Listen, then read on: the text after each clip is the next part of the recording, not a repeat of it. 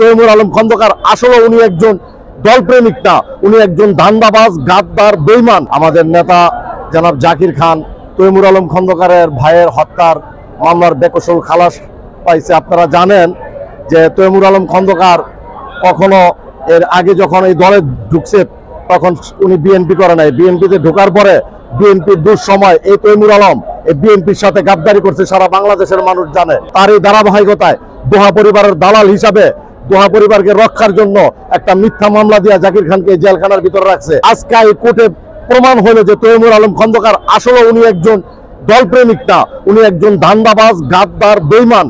সবাই জানে তখন সে বিদেশ ছিল, তাকে একটা ষড়যন্ত্রমূলক বিএনপিকে নস্যাৎ করার জন্য তৈমুর আলম এজেন্ডা হিসাবে কাজ করেছে এবং তাকে মিথ্যে মামলা দিয়েছিল। আজকে এই মিথ্যে মামলা থেকে খালাস পেয়েছে। নারায়ণগঞ্জে বহুল আলোচিত সাব্বির আলম খন্দকার হত্যা মামলার সাবেক ছাত্রদল নেতা জাকির খানের বেকসুর খালাস প্রদান করেছে আদালত। এই রায়কে কেন্দ্র করে আদালত পাড়ায় পুলিশের কঠোর নিরাপত্তা ও বিজেপির উপস্থিত লক্ষ্য করা যায়। এদিকে জাকির খানের সমর্থকদের মাঝে আনন্দ উল্লাস ও মিষ্টি বিতরণ করতে দেখা যায়।